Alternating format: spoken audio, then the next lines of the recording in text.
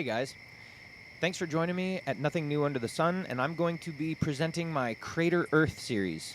I don't know, it should only be 2 or 3 episodes long, but I just don't want to present one big presentation that's 3 or 4 hours, so I am going to break this up, and what I want to do is basically give you a quick synopsis, and that would be that this is going to give an answer for everybody that's got the, is it a flat Earth? Is it a globe Earth? Question rolling around, and most people do. Ultimately, with that dichotomy, it leaves people frustrated and fighting and just absolutely kind of bitter clingers to one theory or another. And this one will put all of it to rest. It answers enough of both, and it's provable. So, fantastically enough, we're going to watch this guy who has actually come up with this several years ago and created a YouTube channel.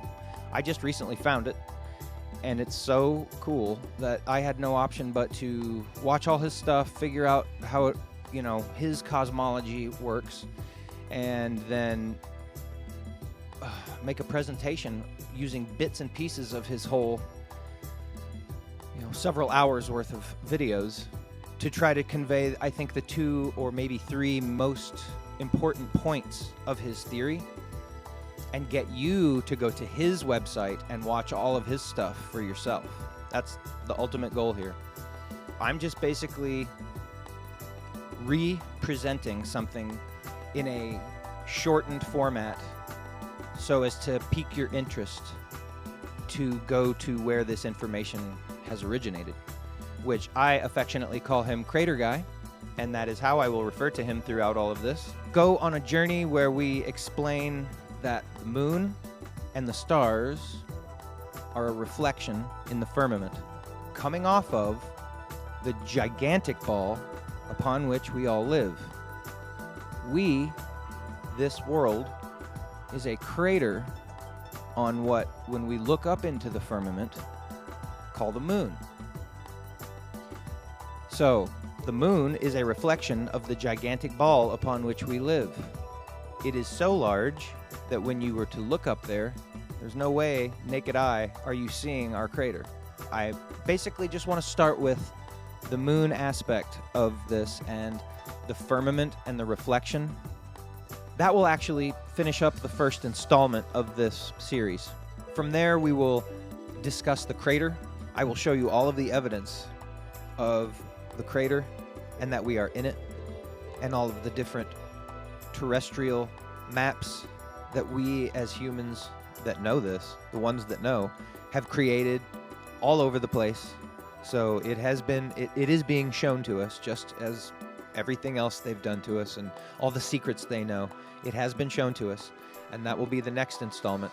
And then thirdly, I may get into the parasitic invasion and his version of that, and just kind of briefly touch on it to give you an idea that, again, go to his channel and watch all of his information. That's really what I'm trying to do here. But it's super crazy, and I know it's hard to get people to go and just devote 6 or 7 hours of time to learning a new cosmology. So I want to just throw little bits and pieces to get your interest piqued. Again, I don't think everything he says is true. I don't think everything anyone says is true. But there's so much literal proof to what he's saying here that there's no way we are a little blue ball floating around in space, circling a sun. So there goes that. I'm going to start with a video that comes from the 50s, actually. So Crater Guy is not a lone nut that thinks this theory, or maybe perhaps his whole theory, but other people have looked at the moon and discovered more or less what he came up with. And so we're going to look at that, and we are going to start with that. So thank you for joining me on this journey. This is going to be fun. Get ready to take this and go like that. Oh, it's going to be fun. Wild ride. Let's go. You see, here is the sea, Mr. Sanders, so calm and apparently unchanging. And yet it is part of my new conception about the nature of the world at this same sea. Many times in the past history of our Earth has rolled over the surfaces of the land masses, sweeping away all life and vegetation and eventually returning again to its former bed. This is the part of the biblical theory of the flood and the theory of people of other races. Oh yes, this actual event, the last one, is recorded in all the sacred scriptures of all the old civilizations, from the Hindus to the Bible. Mr. Foster, before we go on with that, you've made a number of predictions, scientific predictions, which you claim have come true. Now, what are those predictions, and how do you make this claim? Well, they are all based on the new notion that the physical invariance principles of contemporary science are invalid. And I stated this first in a manuscript reviewed in Australia in 1954. And the validity of this statement was confirmed finally last year at Princeton, when the principle of time reversal invariance was found to be invalid. Well, who accepts the fact that you have made these predictions accurately? Well, the facts as such are undeniable and must be accepted because they're documented. And it was accepted at such at Oxford, at the Tasmanian University, and also at the National University. The facts as such are accepted, but the explanations and the new views as yet are not. Do you mean to say that you reject all the basic principles of science established since Aristotle's day? No, it does not mean that. I state and maintain that those concepts and interpretations of science, which are still based today on Aristotelian logic, have a certain purpose, but that is defined by a statement as that a spade is a spade or a fine chisel is a fine chisel. But these concepts are inadequate for a complete understanding of the real nature of the world. How is it possible, Mr. Foster, that you as an individual can work out these theories when all the other established scientists have computers and all the money of governments behind them, and yet they apparently can't? Well, I do not claim at all that it is due to my own intellect or to my own penetration. I have been deeply interested from early youth in the real nature of the world, and I held my own views and ideas. But many years ago, about 14 years ago, when I was challenging one of the fundamental conventional principles of science, I had a definite inspiration, not knowledge as such, but an indication and a guidance which I followed and which I worked very hard and to evolve into a new structure of understanding. Inspirations are related to thoughts of genius. Do you think or consider yourself to be a genius? No. I consider myself to be an ordinary, humble person who wants to serve mankind with what man has striven for from the beginning of consciousness, with truth and understanding of the world. Well, now, one thing, you have a theory about the moon, and we expect to be able to get observable facts about the moon fairly soon. What is your theory? Well, it is by now rather more than a theory. 10 or 11 years ago, I stated to various scientists that the moon is not a piece of rock, but it is a plasma phenomenon, a cosmic plasma, and that this fact will eventually be confirmed. I made certain predictions which were already confirmed in 1958, and the situation now is coming close to a complete confirmation. What will be the result if you're proved to be correct in your theories? The result will be profound and decisive, because it will give proof that a complete reinvestigation of the laws of nature is necessary. Because if the moon is a plasma, no man will ever land on it. The soft landing attempts will all fail. That means that the mass of the moon is less, far less, than is currently assumed. It's in a different state of energy, and it has far less mass. That means there is no more explanation for the tides. If the moon, for example, had only 1,000th part of its current mass, then the tides would only be 2 inches high under conventional theories instead of sometimes 14 feet. And that means that if it is proved that the moon is a plasma, then all gravitational theories are out, and a new concept of the cosmos and of its laws has to be evolved. Aren't you being a bit adventurous, though, because you know that we're going to be able to test out your theories on the moon fairly soon? Well, not anymore. 11 years ago, of course, it was rather taking a risk. I was considered a lunatic, of course, but by now the evidence, accumulated evidence, is already so much in my favor that I'm not taking any risks anymore. On the contrary, there is scientific views expressed all over the world now that the moon seems to be of a quite different nature of what was assumed. But the Americans and Russians are thinking of landing men on it. Well, that will never happen. Not on the moon. On Mars, on Venus, on other planets, yes, but the moon is definitely, as I assert, a plasma. Isn't there a slight contradiction? You mentioned the moon and the tides, Mr. Foster, and at the earlier part of the interview you talked about the tides sweeping over the Earth. Well, there is no contradiction there, because once the moon is proven not to be a piece of rock, but something of far less mass, and the gravitational theories are out and discarded, new concepts have to be involved which will show that the lawfulness of nature in the cosmos is identical to that in a hydrogen atom or in atomic processes. And when this is understood and worked out in full, it will be found that the physical processes of the Earth are quite different in geophysics of what it is present assumed, and that lawfully in certain periods, mostly during the ice ages, which occur every 200 million years, and there is a reason for that, the axis of the Earth suddenly tilts over. And when this happens, then you get the floods of the Bible, which were recorded before. The tides, the ordinary everyday tides have an explanation, even if the moon had almost no mass at all, because they are field effects. They're induced by cosmic pressures which exist in the field of our solar system. What's the benefit to mankind in your theories? Well, the first one, and the most important I would briefly put down, is this. I think it is a new conception about the nature of the cosmic world and about the nature and the veracity of consciousness, conscience, of morality. At present we have a glaring contradiction in the assertions of fundamental science. Scientists assert that they are completely uninhibited in their pursuit of truth, that they're completely uninhibited in their pronouncements, and that they produce for mankind, out of their knowledge or understanding, means which man can use according to his moral nature. So if the scientist produces a television set or a jet motor car, or a hydrogen bomb, it is up to the common man then to use it in a manner which he finds according to his human nature. Yet, the very same processes of dialectics of science also declare that morality, concept of man's moral nature, is an illusion, that it is merely behaviorism or something due to conditioned reflexes or to herd instinct. And this, of course, is a contradiction which must be resolved and must go out. And it will be found as a consequence, what I had the privilege to see and to experience in my mind, that there is a moral law in the universe in which we partake and which is binding on us and which is decisive on our future.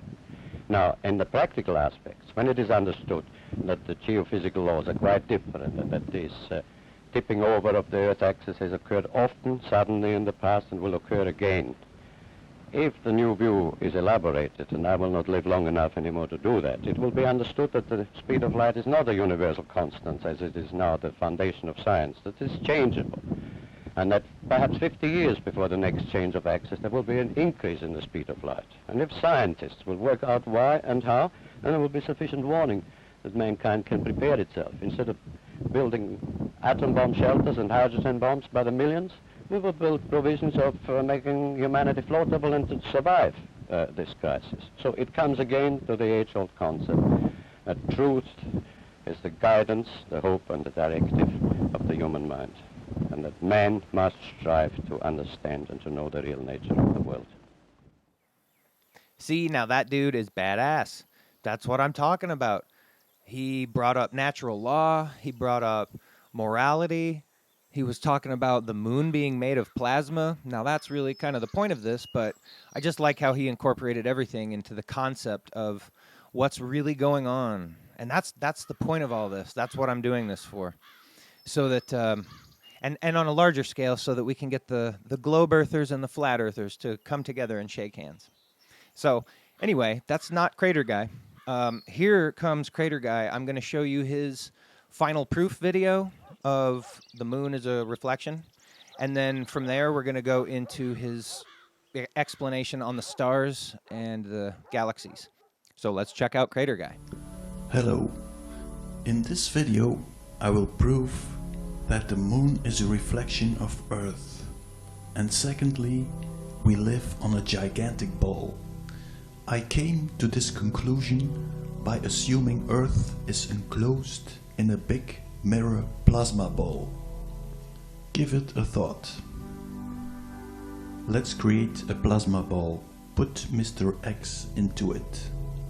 Mr. X is looking at himself. Let's spin Mr. X. This is what he is seeing. Put a light source on Mr. X.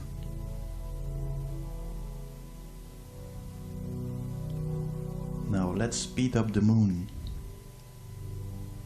and put it next to Mr. X.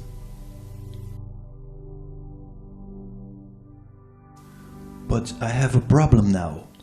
I had to speed up the moon. Here are the moon phases for 1 month. And here for a year. Conclusion. The light needs 30 days to turn around the moon. And it takes only 24 hours to turn around Mr. X. If the moon is the reflection of Mr. X, how come the difference? Let's ask Mr. Einstein. It's all about the time dilation theory. Give me a minute to explain it to you. You have a light clock with 2 mirrors in the opposite direction and the light beam bouncing between the mirrors. So you take 2 light clocks. One light clock is standing on the Earth. The second one you put on a spaceship. When the spaceship starts flying, the light beam will have to cross the distance the spaceship is flying. Therefore, it will take longer for the light beam to go from one mirror to the other. The faster the spaceship goes, the longer it will take, and therefore time will slow down in comparison with the clock on the ground. Here you see a computer image. The red ball is going faster, but time is slowing down.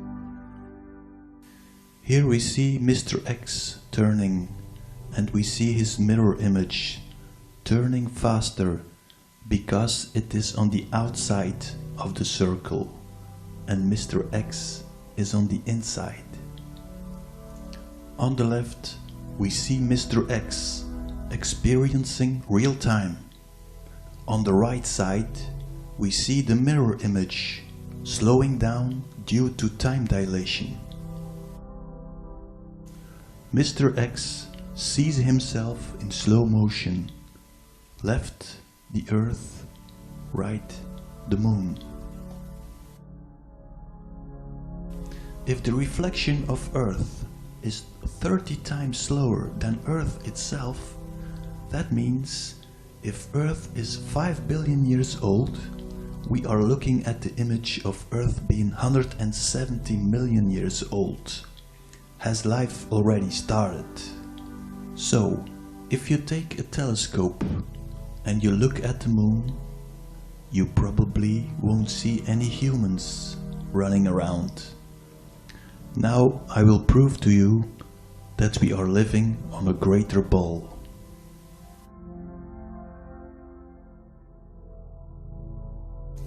What if Mr. X would wonder, hey, I'm always seeing the front of my face. How would the back of my head look like? Is it possible to see it? I would say yes, but we have to play a trick here. I will put a fly on the back of Mr. X, his head.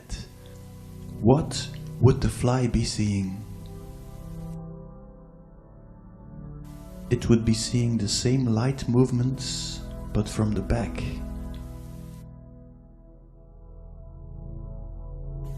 So let's take the little ball theory. Let's take the United States. Let's presume that the USA is the front side of Mr. X. Then we take on the opposite side of Earth, we have Europe. and we would make that the fly side. So, what would the United States see as their reflection? They would see this. And what would Europe see as their reflection? They would see this. They would be seeing different moons. But everybody is seeing the same moon. Therefore, we must be all on the same side. But now, we face an even bigger problem, because if the moon is our reflection and we are all at the same side, we are all at the same moment in darkness or in daytime. To understand this, we have to put the sun into the equation. What is the sun? Well, for this I'll make a hypothesis. You don't have to agree, but it really makes no difference for the rest of the theory. So, you have the plasma ball being heated up by an outside source. The ball is heating up and forming a blister, a ball with heated plasma, boiling and turning around and shooting solar flares. So, Mr. X is sitting in the plasma ball, spinning around, and he will see the sun. The first time he will look straight into the sun. This will result in this image. Mr. X cannot see his mirror image because he is looking straight into the sun. But Mr. X will see the sun a second time. The moment when he is with his back at the sun, he will see the reflection of the sun in the plasma belt. So Mr. X will see this image. So, if I make an animation of this, this is the result.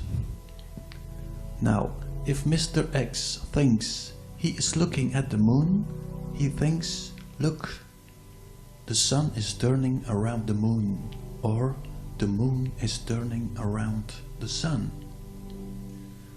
Or if Mr. X realizes he is looking at his mirror image, he thinks, look, the sun is turning around me. Wrong again.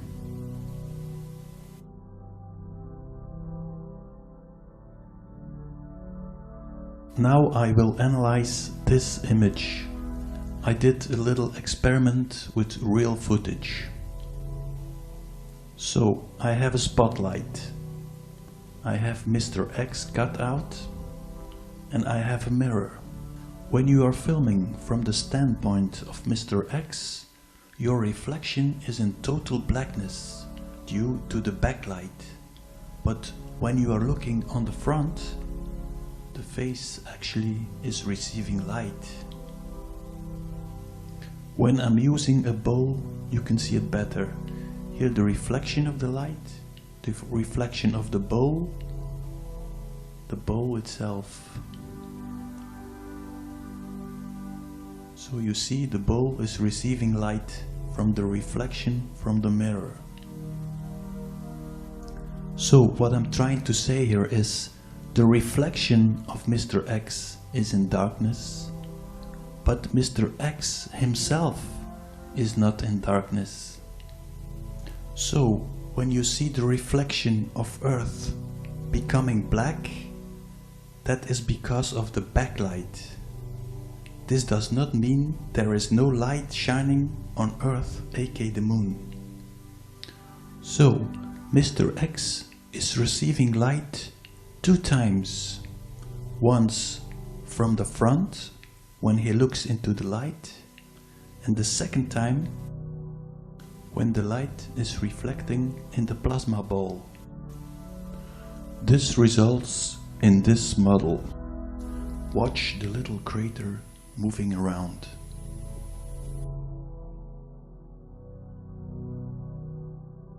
So why did I put a crater in the ball? I was observing the moon's surface and I thought, meteorite impacts? No way. Now, that's more like it. But then you need air. Another reason to reject the idea that the moon is a rock in space. So let's take one air bubble and compare that with the moon craters.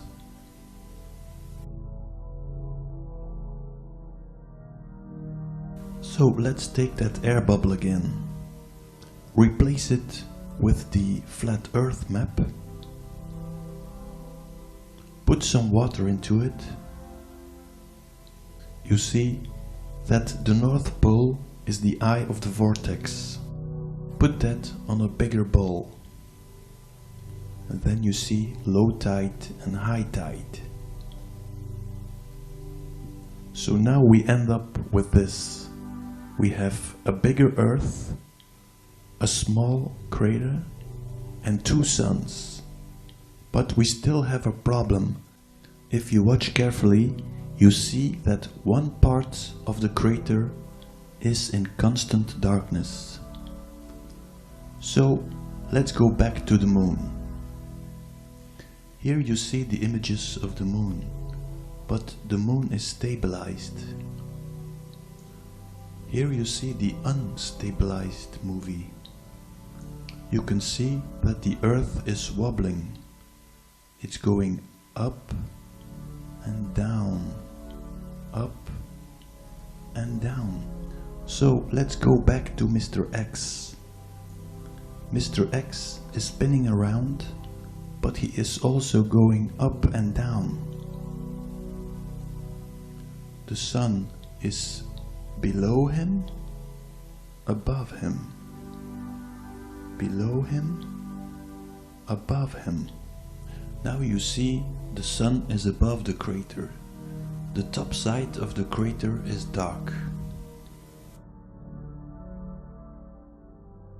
Now the sun is below the crater and the low side of the crater is in darkness. Here you see the total image. Let's presume a drone is hovering above the crater. It would be seeing this. Now look at the upper side of the crater. Darkness, light. Now the downside, light, dark. So one part of our biosphere is receiving daylight from the reflected sun, and the other part of the biosphere is receiving daylight from the real sun. So, what would be winter and summer? I think the moon is making three movements: spinning, wobbling, and I think the third movement is slightly moving from its position. To be absolutely sure, you have to study the moon for 34 years to have 1 year in real time. Here I move Earth closer to the sun on one side and now on the other side. Winter on one side, summer on the other, and vice versa. Here is the end animation. Instead of wobbling the Earth, I had a higher light and a lower light. That would give the same effect. Now we have the final question. Where exactly on the moon is the Earth situated? To examine this, I have taken one movement of the moon and I have lit up the dark side. So I can check out the movement. Now I can draw two lines wherein the Earth is moving. The bottom and the top. Watch the black spot on the right. Now I can put a red line between the blue lines, so that is the axis on which the craters are moving from dark to light. Only on this axis you have craters with the day and night of 12 hours. So on the left you see the white spot. That is crater Copernicus. On the right side you see a black spot. That is called Mare Crisium. So let's take Google Maps and zoom in. On the left you see crater Copernicus, and on the right Mare Crisium. So you have to draw an axis between those two. Then we will zoom in and look for planets. Oops, what is that? Exactly on the place. I was looking for some craters. That could be planet Earth. You see this. What is it? At first I was thinking, well, it's a cover-up. But now, when I looked at it for the second time, I see that they are actually changing the shadows. You see, shadow on the right, shadow on the left, shadow on the right. Look at the smaller ones there. Are we living in a big hole or a small hole? I'm not sure. Time will tell. That's it. Now you can reject the idea of the plasma ball, or you can accept it. If you accept it, you will wake up on a bigger Earth. If you reject it, you can keep on dreaming of space, the final frontier. These are the voyages of the New World Order Enterprise. Its continuing mission to invent new worlds, to destroy our lives and our civilization, to sell more lies than anyone has done before.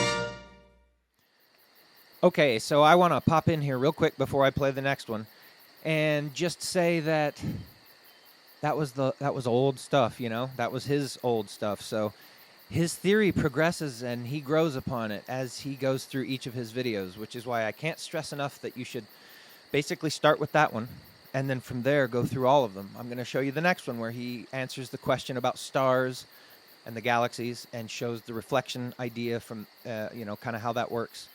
And I know that most of you are not sold. I get it. And you really cannot take any of these at one piece intervals and say, well, that doesn't answer this or that or the other. He answers all of it. He really does. And he actually comes up with questions for himself that I didn't even think of, as far as for him to troubleshoot and try to explain his theory. And as he goes through his videos, he finds himself wrong and corrects himself, and rather than pull the whole video down or whatever. So he expresses clearly that he's not doing this to show how right or correct he is on any of this, but that he is trying to figure out the truth. And I assure you, what you saw was crazy, and it gets crazier, but it's provable. It's provable up to a point. There is definite aspects of the theory that are theorized because we can't prove it, but when you see some actual physical evidence, map-wise, of proof, and that's coming. So, buckle up. Here we go. In my previous video, I debunked the moon being a rock. Now I will debunk stars and planets being rocks. Let's begin with this image. On the foreground you see planet Earth, and on the background a freeze frame. Freeze frame of a night sky turning on its axis. center, right and left view. Compare that with a photograph of a ball in the mirror. Of course, because we are situated on the ball, we will only see a part of the reflection. So we have a double reflection. The moon is the total image, and the stars are a closer, detailed reflection. So if I'm right, the star map will fit exactly on the moon map, thus they are both the reflection of Earth. So when I looked at the star map, I decided to take Orion as my anchor point. And the main reason is the 2 times 3 points. So I took a plastic foil and I copied the silhouette on it.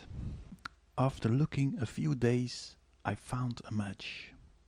I'll show you where. It was exactly where I suspected it, in the tape.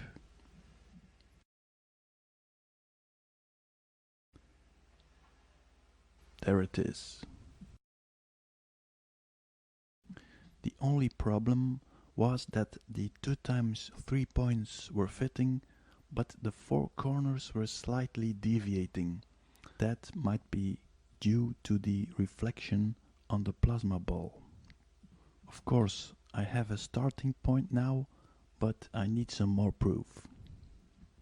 But what I did notice, to my surprise, is that Orion was close to the Milky Way, and the place of my Orion was near a ridge. So I suspected that the reflection of the ridge is actually the Milky Way.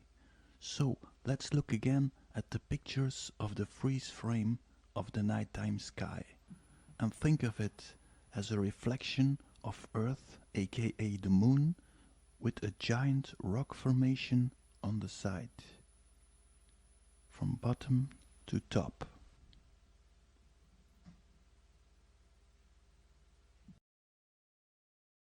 So, from this point, I will search further for some more clues. Near the star system of Orion, you have the star system of Taurus. Well, you have a lot of craters there, but which one to choose? That's difficult to tell.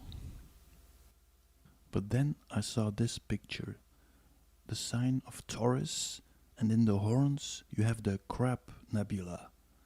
And I had noticed on the surface of the moon a very strange anomaly, very strange form. It almost looked like a crab. So I found these Hollywood scientific pictures too good to be true. So I decided to quit the Hollywood science fiction scene and look for some amateur images. These images aren't tampered with. So I found this one and I put the 2 images next to each other. Play a little bit with the levels in Photoshop and you get this result. So next you have Orion, Taurus and the Crab Nebula, and on the right of Taurus you have the Pleiades. So the distance between Orion, Taurus and the Pleiades is approximately the same, so it was fairly easy to find it.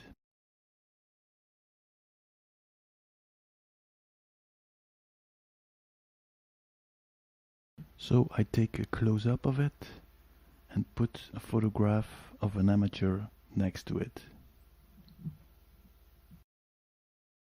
So we got Orion, the Crab Nebula and the Pleiades. So what's next? Well, on the left there you have Saturn. That would be interesting to find a planet. So let's move up from the Pleiades.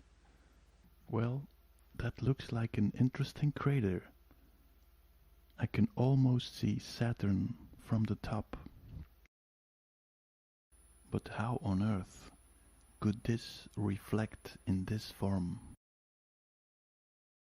Stuck again. So at that point I decided to make a 3D model. It's a crater in a crater and at the bottom a bowl. Let me show you the result. Okay, let's put some light in it.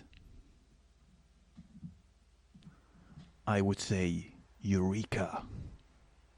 Here is your planet. The bottom bowl is forming a light ball.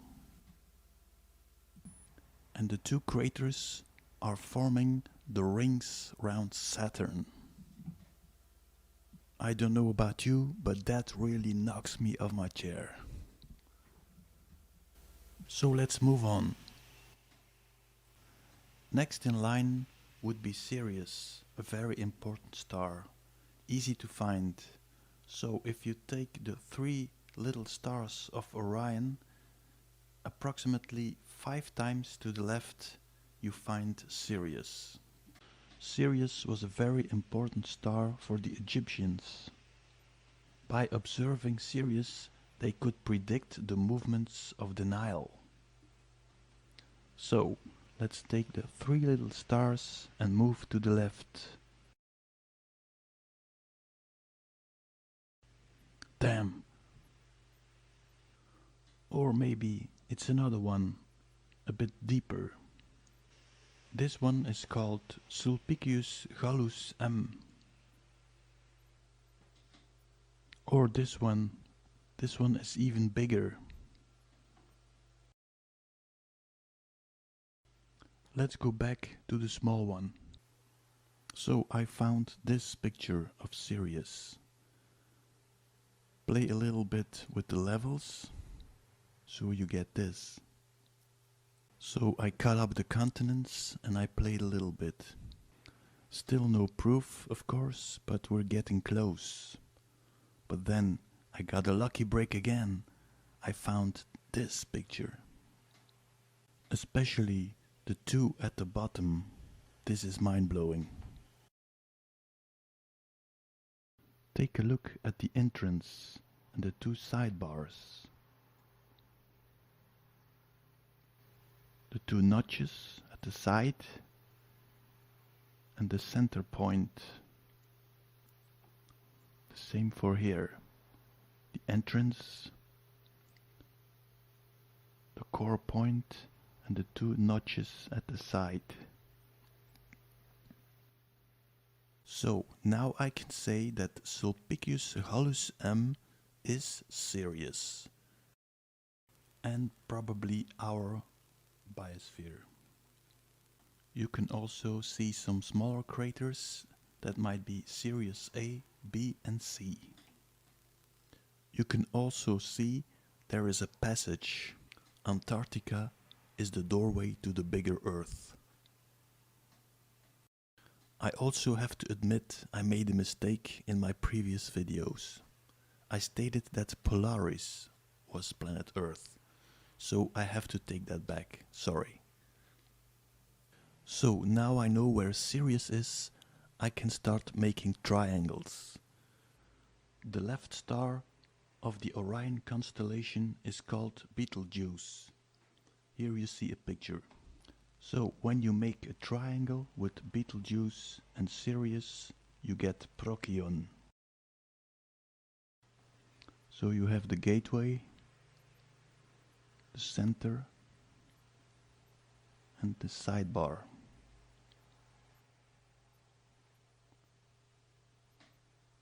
So now we have Procyon, we can find Mars. Let's zoom in.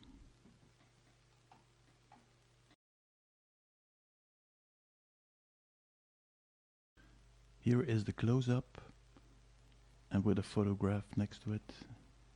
You can see the polar cap. Observe the snake-like line lying next to Mars.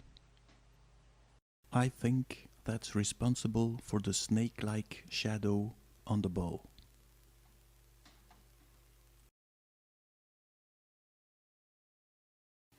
Here you have the Barnard Nebula. Here we have Sirius and the seagull nebula. So, what are galaxies? When you look closely, it's like a moon crater seen from the side. If you flip this one over, you would have a galaxy. And why spiraling? That's because of the movement of Earth. So, that's as far as I got. I don't know about you, but I have enough evidence to believe that we're on a bigger ball. Of course, there will always be people who will deny it. If we were in the Middle Ages, I would be on the fire stack now, burning alive. When I see the reactions on my previous video, I think we're in deep trouble. Thanks for watching. So that's it for this one. That basically explains the reflectivity of the firmament. And I know still many of you are not going to be sold at all, and that's fine. As of right now, that's not really the point. I want you to go and check out the rest of his stuff, because as you continue with a theory, it expands on itself. And so, again, his videos have definitely done that, and they've grown. My next one is going to start showing the crater and some of the different evolutionary points that he makes throughout it, and some of the proof that he has found on what we call our Earth in this crater, which is what it actually is, but places where we have made maps and representations of what the actual crater and what the surrounding areas look like. And surprise, surprise, Walt Disneyland. Oh, it gets good. This is fun stuff, folks. So conspiracies abound, and proof just flows forth, and all sorts of crazy stuff is to come. So definitely watch the next one too. Right on. Thank you guys for hanging in there, and we're going to show that we live in a crater. Rock on.